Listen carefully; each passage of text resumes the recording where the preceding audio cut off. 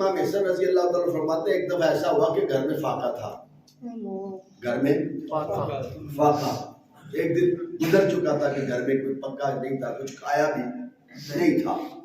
یہاں یہ کہ بندہ مقصد نہ لے کو نہیں دیکھو جی ان کے پاس نہ وہ دو جہان کے بادشاہ ہے، وہ دو جہاں کے، ان کا جو فقر ہے نا وہ اختیاری ہے، انہوں نے خود فقر اختیار کی ہے، فقر کو پسند کیا ہے، ورنہ وہ دو جہان کے بادشاہ ہیں۔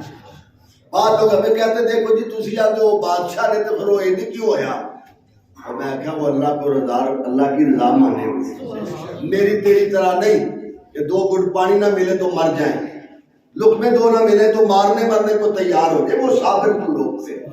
صبر جو ہے وہ رشک کرتا ہے، وہاں صبر وہاں رشک کرتا ہے، اتنے صابر لوگ ہیں۔ صبر کی جہاں انتہا ہے نا وہاں سے آل رسول کی، آل بیت اطہار کے گھرانے کی ابتدا ہوتی ہے۔ حضرت امام حسن کہتے ہیں کہ فاقہ تھا، کھانا کھایا نہیں تھا، ایک دن گزر چکا تھا، تو میری امی نے کھانا تیار کیا، کھانا پکایا، میں نے بھی کھایا، بھائی حسین نے بھی کھایا، فضا جو خادمہ تھی اس نے بھی کھایا، میرے بابا علی شیر خدا نے بھی کھایا، ابھی امی نے کھانا تھا۔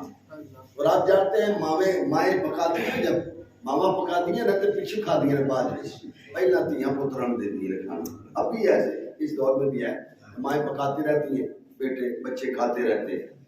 تو حضرت سیدہ خاتون جنت نے تو ابھی کھانا پکا دیا تھا، بچوں کو کھلا دیا، سب کو کھلا دیا، تو آپ اب بھی کھانا تھا۔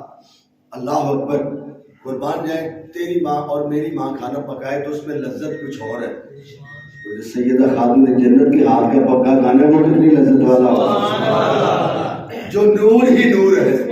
تیری نسل پاک میں ہے بچہ بچہ نور کا، تو ہے عین نور، تیرا سب گھرانہ نور، جہاں تو کمال ہے۔ تو حضرت سیدہ خاتون جنت رضی اللہ تعالیٰ عنہ، آپ نے بھی کھانا کھانا تھا، تو دروازے پہ ایک سوالی خاتون آئی اور کہنے لگی اے اللہ کے رسول کی بیٹی، مجھے 2 دن کا فاقہ ہے، مجھے کچھ کھانے کے لیے دو۔ اللہ دیکھ ذرا غور کرنا ذرا، میں اور آپ کیا کرتے ہیں؟ میں کہتے ہیں پہلے بچے ویکھو اپنے، میں نے کئیوں کو سنا پہلے اپنے بچے ویکھو پھر بات چیت گل کرا گے۔ بڑے بندے بڑے فخر سے بات کرتے ہیں، اپنی مرضی، بس ہر بندے کی اپنی سوچ ہے، پہلے اپنے کرنا باقی مرن دو، سارا جہاں مارتے در بھی لگے۔ یہ لفظ سنے میں نے اپنے کانوں سے، لیکن حضور کے گھرانے کی شان دیکھ لیں ذرا۔ حضرت سیدہ خاتون نے جنہوں نے سارا کھانا اٹھایا اس عورت کو دے دیا۔ کرنا کچھ سخاوت ایسی تو بھی اور میں بھی کبھی ایک دن کر کے دیکھ رہا تھا، میں اب بھی کہیں سے بات کرتے ہیں جی میرا کہا کوئی پہلا کہا رسی بھوکے مار رہی ہے تو تو صدقہ دے خیرات دے۔ اور میں نے کہا بھائی میں نہیں کہتا، کوئی بھی نہیں کہتا، حضور نے خود فرمایا جب پریشانیاں گھیر لینا تیرے پاس کچھ نہ رہے تو کچھ نہ کچھ اللہ کی راہ میں دے دے، دیکھ کے دیکھ تیرے لیے رزق کے ساری طرف سے دروازے کھل جائیں، کچھ کر کے تو دیکھ نا۔ حضرت سیدہ خاتون نے جنہوں نے کھانا اٹھایا، حضرت امام سر کہتے ہیں آپ کہتے ہیں میرا بڑا دل زخمی ہوا، اور پھر زخمی تو ہوتا ہے، کہنے لگے بڑا دل زخمی ہے، میرا بڑا دل غمگین ہوا کہ میری امی نے کھانا کھانا تھا، یہ کھانا کہنے لگے امی میرا بڑا دل تو آپ نے کھانا کھانا تھا، ہم سب نے کھا لی، آپ چلو دینا ہی تھا تو آدھا کھانا دے دیتے، آپ نے کھانا اگر دینا ہی تھا سوالی کو تو آدھا دے دیتے۔ قربان جاؤں اب میں آپ کے سامنے وہ بات کرنے لگا ہوں جو بڑی کام کی بات ہے اور جس کی قیمت کو آپ ادا کر ہی نہیں سکتے، لیکن اگر آپ نے دل کے کانوں سے سنے تو آپ خوش ہو جائیں گے اور آپ کا ایمان جگمگا جائے گا۔ حضرت سیدہ خاتون جنت کہنے لگی بیٹا حسن تو میری طرف تو دیکھ رہا ہے، تو نے دیکھا نہیں اس نے صدا کیا دی ہے؟ اے بیٹا حسن تم ماں کی ممتا کا تو خیال کر رہا ہے، ماں کی محبت کی طرف تو تیری نظر جا رہی ہے۔ اے بیٹا حسن یہ تو دیکھ اس نے صدا کیا دی ہے، اس نے کسی عام بندے سے بات نہیں کی، عام صدا نہیں دی، اس نے یہ کہا ہے رسول اللہ کی بیٹی میں فاقے سے ہوں مجھے کچھ کھانے کو دے۔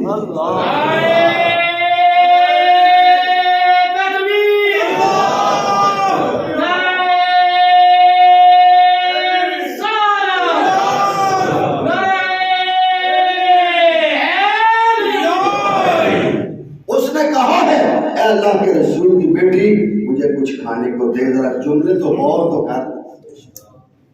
امام حسن رضی اللہ تعالیٰ عنہ کہتے ہیں بالکل کمال کی بات ہے. حضرت سیدہ خاتون جنت رضی اللہ تعالیٰ اتنا سخی تھی آپ کہ آپ فرمایا، آپ نے فرمایا بیٹے حسن سنو، ہمیں تو ایک دن کا فاقہ ہے نا، اس بیچاری کو 2 دن کا فاقہ ہے.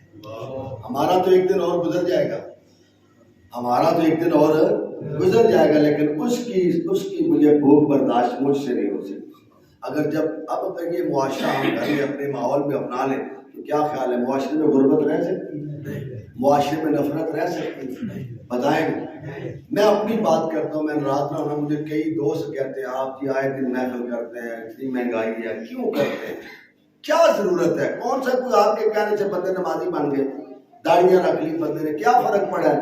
نماز بھی نہیں پڑھتے، نمازی بھی نہیں بنتے، داڑھی بھی نہیں رکھتے، آپ روزانہ آئے دن پروگرام کرتے رہتے ہیں، کیا فائدہ ان پروگراموں کا؟ تو میں یہ بات سمجھانا چاہتا ہوں، آپ یہ نہ سمجھے میں کچھ کر رہا ہوں، آپ یہ سمجھے میں تو اپنی ڈیوٹی کر رہا ہوں. اور یہ بھی سمجھ لیں کسی کو کھانا کھلانا کتنا اعلیٰ کام ہے، اتنا اعلیٰ کہ حضرت سیدہ خاتون جنت نے خود نہیں کھایا، فاقہ تھا خود نہیں کھایا، سوالی کو کھلا دیا.